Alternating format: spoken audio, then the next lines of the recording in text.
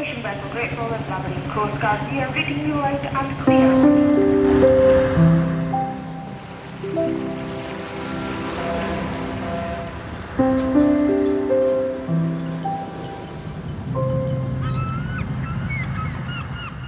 Welcome to Sea Views, and this week Adam and I are delighted that we're joined by Guy Platten from the International Chamber of Shipping. Welcome, Guy. Delighted to have you with us. Thanks for having me. I wondered if you wanted to give us your elevator pitch as to what your role is and the International Chamber of Shipping for any listeners that are not 100% sure about that. Okay, thanks very much. Well, the International Chamber of Shipping, we're essentially an association of associations. So national ship owner associations from across the world become our members of the International Chamber of Shipping, and then we represent their interests at international fora like the International Maritime Organization, International Labour Organization, other UN bodies, and other places where it's really important to have a global viewpoint of what shipping brings to the world and what our needs and requirements, what we're advocating for. And my role is supposed to be jack of all trades. I'm the Secretary General, so I get the privilege of leading a team of amazing experts in all fields, from maritime safety through to the law, through to employment affairs and everything in between. So that's really my job. And collectively, we represent well over 80% of the world's merchant fleet. That's a lot of ships. That's a lot of ships, yeah, and a lot of people. So you've got quite an international team, even though you're based in London. Yeah, we have actually. I think we got people from the UK, from India, from Angola, from Greece, from all sorts of places across the world, from China as well. We have international representation as well. So, yeah, it's a really quite a diverse bunch of people, but all with one thing in mind, they've got that expertise to be able to represent us at a global level. I'm wondering, what's your focus? Is it ships or is it seafarers, or is there a sort of fair division between that? And I think the two are a bit mutually come together, because without ships, you won't get seafarers. Without seafarers, you won't have ships. So the two of them are there's a lot of synergies between. We represent ship owners, so the people who own the ships and who are trading those ships as well. But and I think the COVID pandemic highlighted more than anything to not just our industry, but the world. But without seafarers, none of this happens. So the two are interdependent. And so, yes, I represent ship owners, but in some ways, I'm also make sure we have the right motivated crew to be able to man those ships as well. The two work together, don't they, in synergy? As much as there's talk about autonomous shipping, it's not here, and it may never be here. My own view is I think we're some way off, really. Whilst there may be a business case, perhaps some sort of close inshore type autonomous shipping, I think that case for deep ocean shipping is just not there now. And, I always laugh really is because sometimes the best time to maintain a ship is when she's at sea. So if we do go to autonomous ships, well, someone did say, why don't we put a maintenance crew on board to maintain the ship? And then we could call it a crew, and tell you what, we could call the foreman the captain. So, you wonder whether we'll end up reinventing the wheel, even if it goes down that way. But I think it's some way off. I think there'll be a lot more autonomy on board the ship, but fully autonomous ships, I do think, if it ever happens, is my honest opinion. Yeah, so Guy, what do you think are the biggest challenges for the safety of seafarers at the moment? I mean, where do you start, really? Let's just start on just say their basic security. There is so much instability in the world. Geopolitically, we have what's happening in the Red Sea, where ships are being targeted by missiles and drones and all sorts of things. And that's unfortunately led to the loss of life for some seafarers as a result of all of that. So we've got issues there. Unfortunately, we've got the rise of piracy now off Somalia. Once again, we thought we'd put that one to bed, but that's coming back, and some ships have been seized there, and the crews, and fair play to the Indian Navy who managed to rescue the crew of one ship very recently in the last few days. We've got what's happening in the Gulf of Guinea security, and there's other places around the world, Ukraine, Russia conflict. All these things are just on the security and safety of our seafarers' point of view. And then when you look at what's happening on board the ship, in terms of, especially with potentially coming down the line, new fuels, which people are going to have to learn to operate, a culture on board the ship, which we need to make sure we address. There's so many different challenges. It's hard to sort of say what's the biggest, because I think they're all in themselves big challenges. So we have to look at safety culture. We have to look at training. We have to look at security. All these different areas, I think, are vital to make sure we keep our crews as safe as we possibly can, and they're motivated and want to do a great job on board the ship. So you mentioned the really awful sort of attacks that have been happening in the Red Sea, and just recently that seems to have escalated it a bit, doesn't it? And sadly, with some loss of life. So That must be causing a lot of concern and anxiety for a lot of seafarers and companies. I'm sure they are. I mean, as you know, many companies have chosen now to divert their ships around the south coast of Africa, Cape of Good Hope, and that's adding 3,000 miles. It's adding more emissions, actually, funnily enough. We'll talk about trying to reduce emissions, but of course, if you're going longer distances, you're going to increase emissions. So that's a disbenefit of all of that. Of course, every shipping company makes a risk assessment. Of course, all these things add to the pressures to our seafarers. And if I may say as well, with seafarers, we're seeing increasing criminalisation of seafarers. When they find drugs on board, for example, it's usually nothing to do with the seafarers themselves, but yet they will seize the seafarers. We've got a case in Turkey where entire crew are languishing in jail, waiting outcome of investigation. We've had ship's captains. One, Captain Lesotho, was imprisoned in Mexico for nearly 2 years before he managed to secure his release. And all he did was report that he found drugs on board the ship and he was thrown in. And we've had another person, a Chinese captain in this one, the other one was Polish, and who was in jail for nearly the same length of time, and I forget where it was now.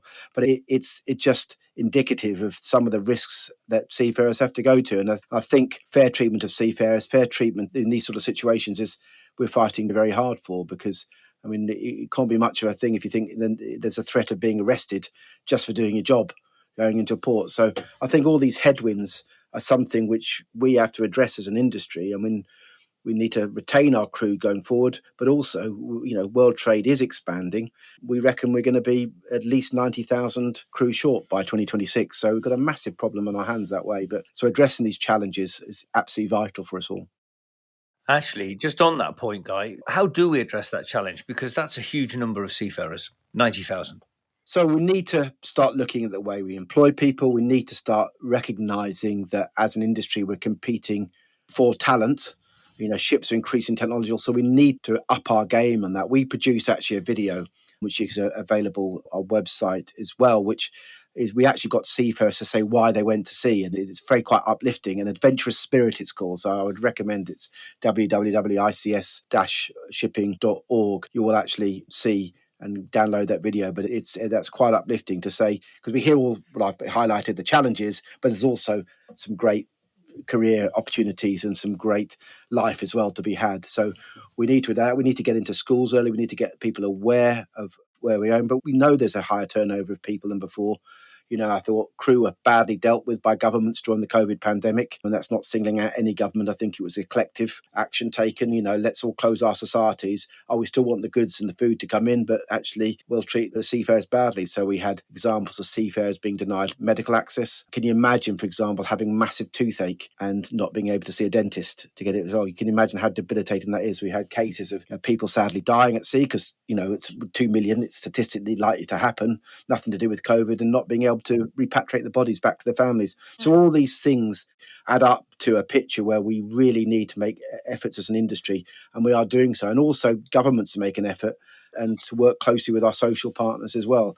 I was a seafarer. I loved my time at sea. I loved the life that went with it. But we need to keep making that case to get the next generation to come through as well. That retention question is going to be very important, isn't it? Because we moved on to it naturally because we were talking about the challenges for seafarers as well and companies. But, it's not just about getting new crew in, is it? It's about making it an attractive career and retaining those people that have gone through some of their training and now come on board. Completely. Retention is, it's far easier to retain somebody than it is to recruit and train in the first place. So there's things we have to do around that as well. And if you think with the challenge of decarbonisation, which is just around the corner, with all these myriad of new fuels which seafarers are going to have to learn to operate with, if you go on the bridge of a modern ship now, it's like the Star Trek Enterprise, isn't it, in terms of screens and all that high level of skill you needed to actually work your way through all of that. So all these things means that we are, I think, increasingly focusing on how we retain our staff, how we motivate them, how we look after them. It's not just about pay. We do offer competitive pay, but it's also about what benefits on board the ship that we can provide in terms of socialising and culturally and all these different things. What I find heartening now is speaking to many ship owners is an increasing recognition of this as well. And there's some really good examples of really good forward-thinking ship owners and ship managers who are trying to make life easier for their crews, and long may that continue. I agree. The training burden is going to go up quite a lot. So, do you see a greater number of technical students or people from technical backgrounds joining as seafarers, or do you think we're still going to get an eclectic mix? I suspect they'll still be eclectic, but they're certainly going to be more technology aware. I mean, we launched in November 2021 along with the ITF, the IMO, ILO, ITF, the International Transport Workers Federation, International Maritime Organization, International Labour Organization, what we call the Just Transition Maritime Task Force, which is it's the idea of that is it's not only being able to attract new people into the industry, but also to retain and bring the seafarers we have with us on this great journey that lies ahead of us. And one of the early parts of the study from that found out we need to retrain 800,000 seafarers to handle the new fuels by the by the 2035. So all these things we're trying to tackle strategically as an industry in order to make sure we do have the right people doing the right jobs. But we've also got to remember we're competing in a very crowded marketplace now. So what do we make it that what's that USP we need to sell going away to sea for? And let's be honest, the thought of, when I went to sea, I did 6 to 8 month trips and it was considered quite normal. That was okay. But now what are people's career aspirations there in terms of tour lengths, in terms of time with their family? How do we make things so it is still an attractive profession, attractive career to pursue?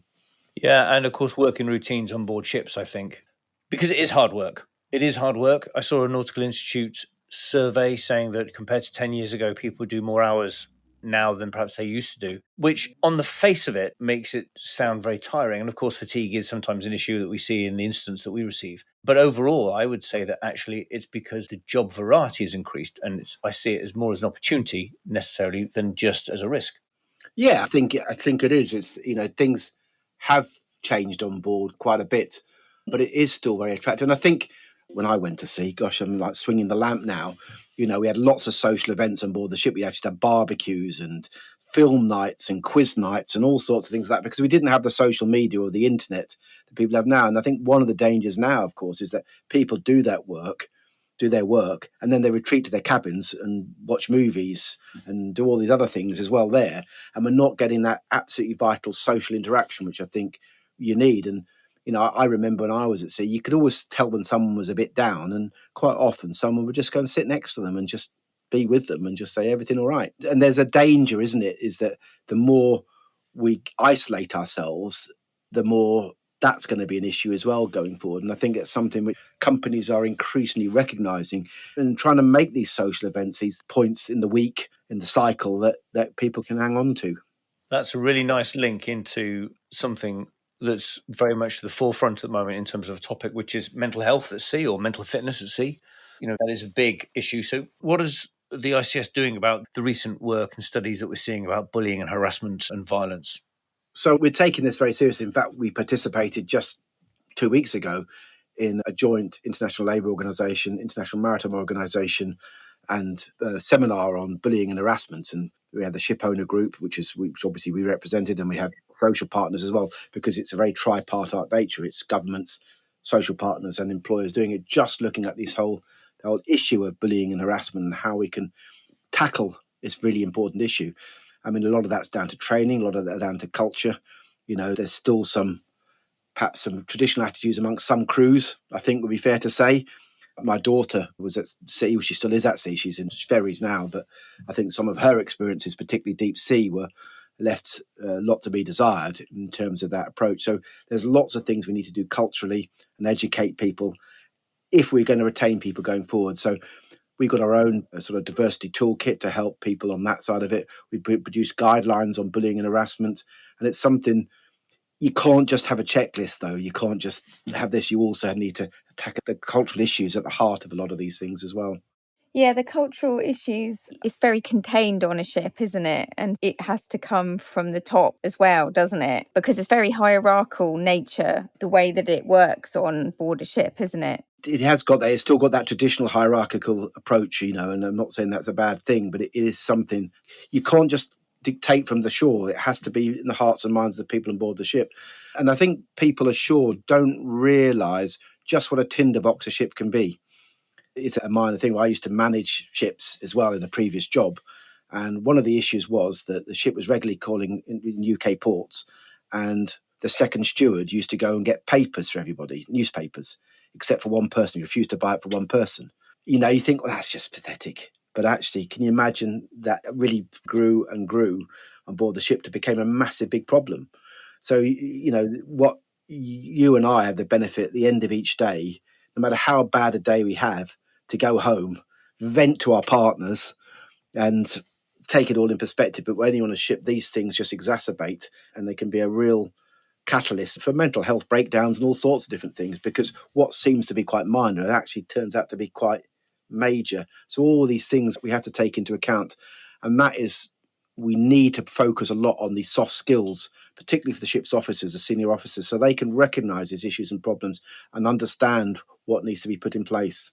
The companies you're working with, do you feel that they're coming forward and actually taking on this as a resourcing issue and trying to do the training and trying to sort of improve the culture on board? Without a doubt, but it does come to different cultures as well and how people approach it. You know, in the UK here, despite what you read in social media, I think we're far more progressive in this area than a lot of other places. So it does come down to culture. And I spoke to one ship manager, and recently we were just bemoaning all this fact. And he says, I said, but until you can win the hearts and minds of the people on board the ship, that's the senior officers, to really understand the need for change, then it's going to be a slow process. So we're not going to solve this overnight, but I think there's increasing recognition, and companies are putting more and more resources into this area because actually it's in their commercial self-interest to do so. Yes. You know, a happy ship is a productive ship, it's a ship with less accidents. So, you know, I think we all understand that correlation between all these different things now. So, but it's not going to be solved overnight, sadly, but it's certainly increasingly recognised, and I think that's a good thing. Yes. I mean, Adam and I did I think it was interesting, a very interesting podcast on toxic leadership at sea. And it was really enlightening. And there's quite a lot of talk about it at the moment in the industry about, how can the culture be changed? And the Seafarers charity and Nautical Institute, they're putting together new courses. There will be about changing the culture through better leadership. But essentially, the issue is trying to address toxic leadership, whether people realise that's what they're doing or not. Because it was quite an interesting discussion that we had about it, Adam, wasn't it? But how it can really affect an entire crew. But also, is the role of kind leadership, good leadership, the different models, I think are starting to come to the fore now. And I was only talking to somebody the other day who said, I do 90% of my training as a captain was spent focusing on 10% of my role, which was how to run a bridge. But actually, 90% of my role is how to run a team at sea. And of course, and I think the IMO and new STCW and the training courses and the Helm courses that have been introduced, that I think they're all really positive things. And of course, as you said earlier, Guy, I don't think the issues have necessarily got worse. I think we've just become really aware of them now, and it's that awareness is the first step in tackling them. I think you're right. I think it is. You're absolutely right about that ship's captain you spoke to, because you get somebody who is empathetic, who's got some empathy, who does understand people a little bit. What a difference! I remember one ship I managed, and we had one captain who was brilliant, and we had combined messing, so everyone ate together, and he made a point of every single meal sitting at a different table and speaking to his thing, and you think that was inspired leadership. Because that way his crew melded together. They felt the senior management were approachable. You can teach that up to a point, but actually it's down to the training and down to the attitude of the person concerned as well. So these things are things that we do. There's lots of very small, no-cost things that people can do to actually make it. And toxic leadership, and I'm sure all of us, whether we've been ashore or have been at sea, have been in organisations where perhaps the management was a bit toxic, and what a miserable place it is to work when that is the case to do. So it's something I think it's hard to, it's not necessarily tackling it, but it is a training in the education and actually making sure we select the right people for those senior jobs as well, who've got the right people management skills to enable it to happen. And you're right, it's not just about your technical ability to handle a ship, it's also your empathy and your human skills, which are really important. Mm.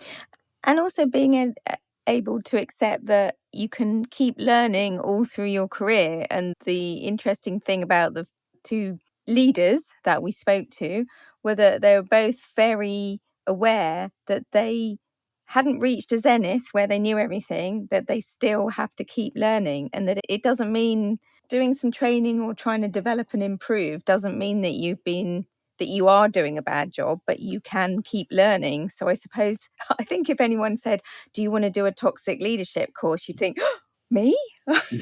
That's not very attractive, is it? But it is part of sort of developing, I think, as a leader. Quite interesting. I did think also whether you had any particular concerns about women in the workforce at sea, because women certainly on cargo shipping are a much smaller percentage. But given this future shortfall of seafarers, potentially 90,000, you said, can we even keep the women that are currently serving? Can they be retained? Have you got concerns about that? I think we all do. We're trying to tackle that. I mean, my daughter's a seafarer, as I think I explained earlier. So I have, what she told me about some of her experiences during her training and during her cadetship were pretty awful, to be honest with you, from somebody, being inappropriate towards her, which that was dealt with, but also just being given absolutely non-jobs on board a ship because, as a captain of a particular culture said, well, while you're on board the ship, you should be in the shore and human resources or something like that. So, and they didn't want to put her out on deck or anything like that. So these sort of things happen, unfortunately. And we talked about the culture, that needs to change. But we do need to, you're right, we are missing out on nearly 50% of the population. There's such a small percentage of women at sea. And that's something that does need to be addressed. And we know when they get it right, it's just brilliant. Because actually, I think men and women bring different skills together in terms of teamwork. And I think actually it can be highly effective as a unit when it happens right. They say at board level, if you get a mix of men and women on a board, you get a really productive, highly functioning board. If it's all women or all men, then there's different attitudes take place. So we do know that actually having that diverse nature on board a ship can be good commercially and good for the ship as well. But I do think we still got some work to do there with women on ship, clearly. And that is again down to, you'd like to think it'll gradually change over time. I'm hoping it will do, but it's not going to happen overnight. But I would want any woman to think this is a great career for me. And, it fits in with all my family plans and all these other things that people necessarily have, because it is. My career is quite typical because I went to sea, I got my Master Mariner certificate, then came ashore. Do 9-10 years, 10 years at sea, then you come ashore. There's a myriad of opportunities as well, which you can do. So it's trying to sell the whole package, not just at sea, I think is going to be important as well. And to make sure we appear to be family friendly. There's one person I know, she's a mother of 4 now, serving seagoing, and she's just things, approaches to maternity leave and all sorts of different things. There's lots of issues we need to address around here. And I think we are starting to, but it's going to be a process. We are certainly, I think, behind the curve compared to companies ashore, for example, maybe in this area. Yes. I mean, maritime, I don't want to say that it's necessarily slow to move, but in some areas it has been slow to catch up to what's happening in the rest of the world, sort of shore side, as it were. And I was wondering actually if we could switch back again to the issue of climate change. Yeah, sure. Yeah, because it's obviously a very big issue. There's all the new IMO decarbonization targets that have been announced. And shipping has previously been quite slow to move, hasn't it? Because these agreements have to be made internationally. And now there's talk about what's going to happen, but there isn't actually any definite decision on what fuels are going to be the fuels of choice. But yet there's still a lot of issues for seafarers and ships and companies, because some of these fuels have got their own safety issues, haven't they, for seafarers? And they're big decisions for shipping companies, aren't they? Yeah, I think actually, for once, industry is ahead of the regulators. Industry is ahead of governments. We got the memo a few years ago about decarbonisation, and ship owners just want to get on with it.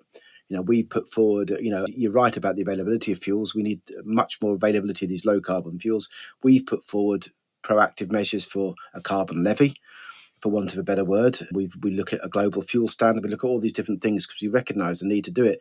And it's strange actually being at IMO, and actually we're not trying to fight everything. We're actually trying to push governments to take action, because we need that certainty in order to invest and plan. You're right about the new fuels. Unfortunately, whether we like it or not, oil is the most energy dense fuel bar nuclear. So, it's an incredibly efficient fuel. So we're going for what is a really efficient fuel to one which is far less calorific and will need far more careful handling. And a fuel oil, if you get a fuel oil spill, yes, there's a big environmental issue, but it's unlikely to kill a load of people. Whereas an ammonia, if you take that as a fuel of the future, if you don't get that and handle that right, that is highly toxic. Methanol, if it burns and you don't even see the flame, you can cut you in half. It's all these different things that which we have to take into account.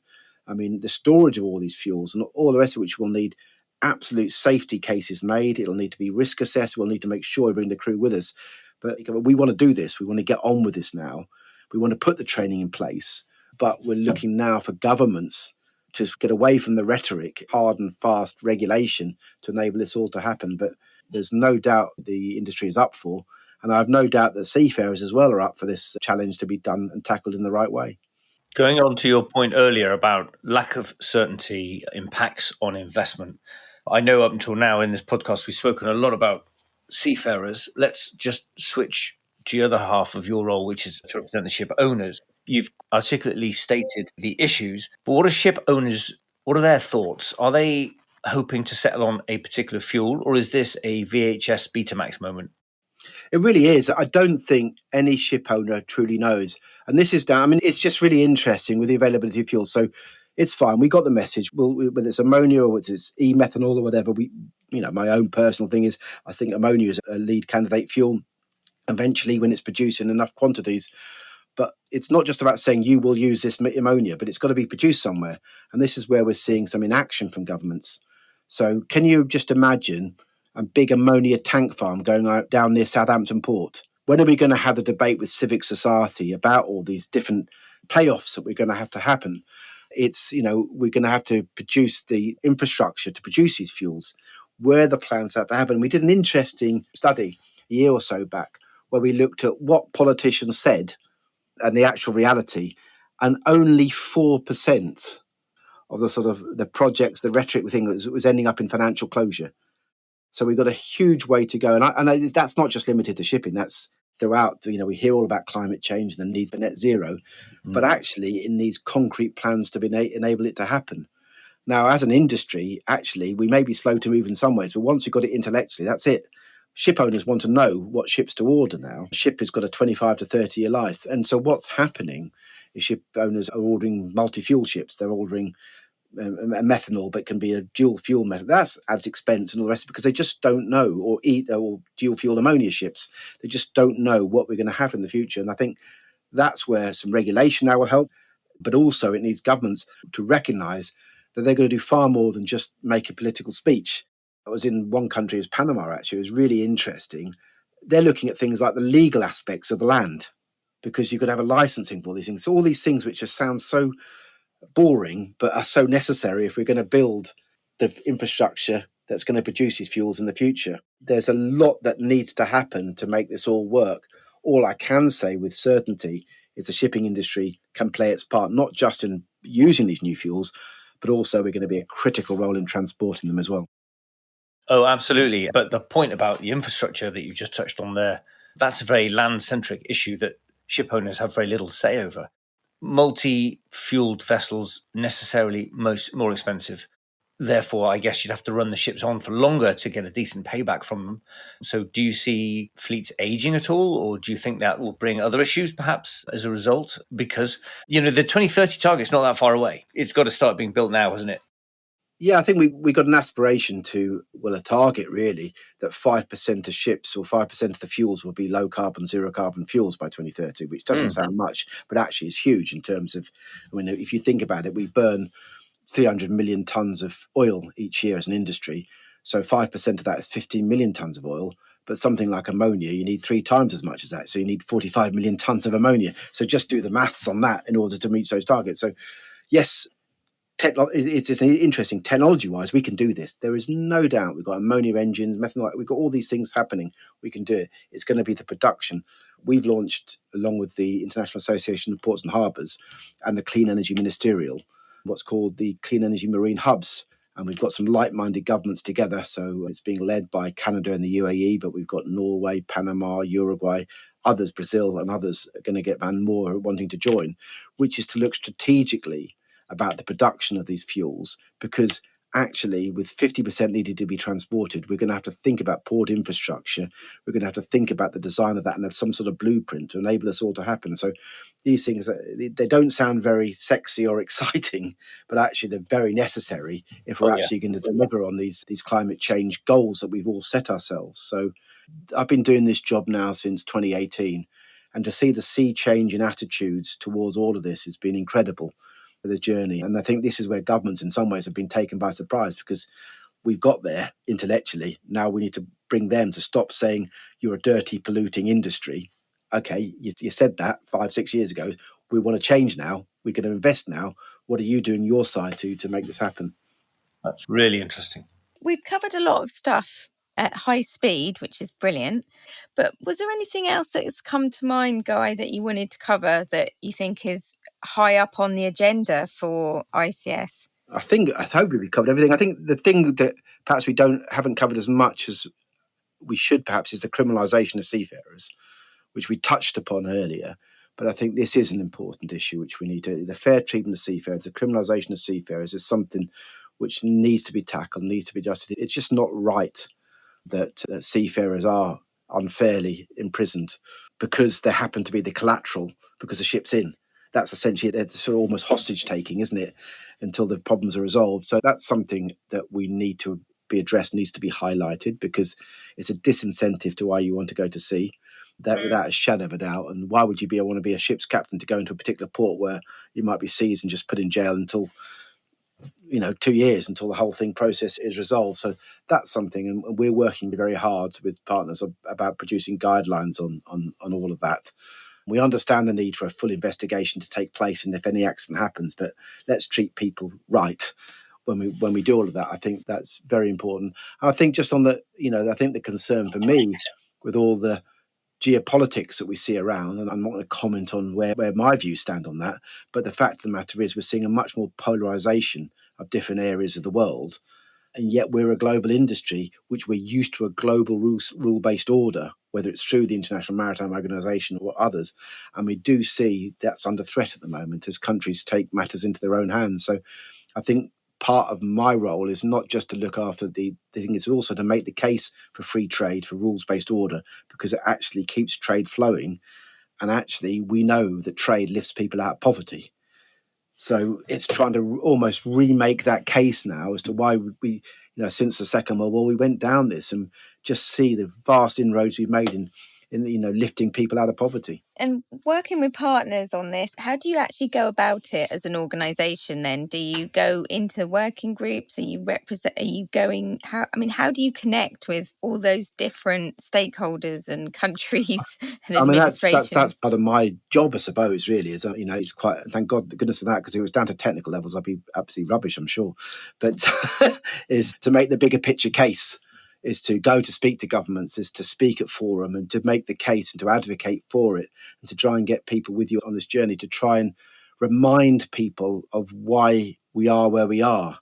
I think that's very important. You can do that through various forums. It's not just conferences and speaking to governments. It's any opportunity I get is to bang the drum for all this type of thing is really important. And remembering that ships deliver 90% of trade come by ship at some point in its journey. So it's just reminding people of the importance of shipping, and hopefully eventually it resonates and we can move forward from there. Governments have got obviously a role to play with the big decisions and sort of the future, but we all know that there's aspects that sort of fall through the cracks. I know there's a lot of charities, a lot of maritime charities are doing quite a lot of work, especially with welfare of seafarers and support of seafarers. Do you see an increased role for charities in the future? I think charities have a massive part to play in all of this. I think we all work constructively and well with them, in supporting them and the work they do. I remember when I was a seafarer, going down the mission, as it's called, getting to the port facilities, the recreation facilities was very important. These things are as vital now as they ever have been. And so, we don't support one charity, but we do support the work of all of them and what they do, and hope we can play our proactive part, and I think they're doing an essential role. And And it's great that there's a third party that seafarers can also rely on. It's not just their employer; they've also got this other backup as well. I think it plays an important part in this whole ecosystem of what we call maritime. Okay, guys, so we've spoken a lot now about the current situation, but let's talk about the future and what's coming down the track. We've already mentioned novel fuels, and we've touched on automation a little bit, but what do you think of things like AI and automated shipping and their impact on the maritime industry? I think AI can be very important in terms of assisting. I don't think, perhaps I'm old fashioned, but I can't see the crew being entirely replaced, that human element entirely replaced on the ship, not deep sea and deep ocean and transcontinental for some time. But I can see more automation, more redundancy in the systems and all the rest of it coming in to assist the seafarers in the decision-making process. And we can see AI used proactively can really be helpful in this area. It doesn't take away the individual decision-making of crew members, but it does certainly help. And I've seen, in terms of automation, I've seen some ship operation centres where they're monitoring their entire fleet, each engine control and all the rest of it's being done. And I'm sure as an old-fashioned seafarer, I'd probably not want the office to know everything that's going on board the ship, but that's unfortunately the way it is now. But so I think these are all helpful to crew as well. Just needs to be handled in the right way, and we need to make sure we still empower the management and board ships to take the decisions that need to be taken. That's a very good answer, because I've spoken, in fact, Julie and I speak to lots of people about these topics, and there appears to our untutored eyes, at least, to be a real sense that when you talk about autonomy, it's 100% autonomy. And actually, I'm going to congratulate you for being the first guest that says, no, it's about automating, not autonomy. And actually, that's a message I think seems to have been missed by many people.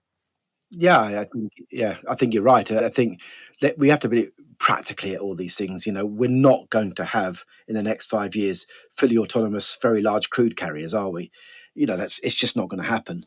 No. But there will be much more autonomy on board the ships, and much more assistance in decision making, maybe in routing, and all those systems there. So I see that happening going forward. Yeah, but empty ships that are just travelling the seas without anyone on board, you don't see that happening anytime soon. What's the business case for it? I mean, I just think practically you'd have to double or treble every system on board the ship in case there's a breakdown, because you wouldn't have the people on board to go and fix it. You'd have all the legal implications have got to be worked their way through. And you've also got to maintain the ship.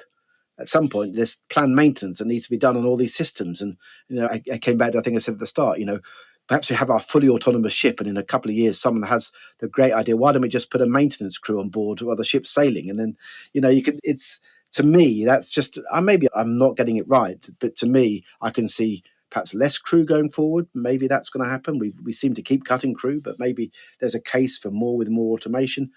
But I don't see yet that clear-cut business case for a fully autonomous ship, other than just because something's technologically capable of being done doesn't mean that it's the economic thing to do, if that makes sense. It does make sense, especially in an emergency situation or if you've had an incident, because actually, unless you're going to put robots on board a ship to go and plug a hole because you've had a flood or something, it's always going to be down to humans, isn't it? Yeah, I think that you're never going to get... Perhaps I like to think that will never be the case. We take humans out of all these different areas. I think it's a way to some sort of dystopian future, if you ask my opinion. So, yes, I think AI is increasingly going to be involved. Yes, I think used for good, I think it can be really helpful. But I do still think there is a strong case to keep the human element on board the ship. And we just need to make sure they're trained right, they have the right mental support, that they're motivated, and they're looking forward to doing their jobs. Well, we're getting towards the end of our watch on this bridge. I do always let all the guests have a final question that you can answer. And I ask everyone if you could pick one change, and it's usually got a safety-related topic, but what would be the one thing that you would change if you could, that would make a difference? I think it's to accelerate the cultural changes that we need to happen on board ships, I think, which we alluded to earlier. Because I think if you've got well-motivated, well-looked-after crew, then you're going to have a safe ship, quite honestly. Good answer. Okay, well, I've covered everything I wanted to ask. I think that was really interesting, and we covered a lot of stuff, haven't we? Thank you for joining us on Sea Views. And I'm going to ring the bell now and we're going to leave the bridge. Fishing vessel Great Falls, Labrador Coast Guard, we are reading you out and clear.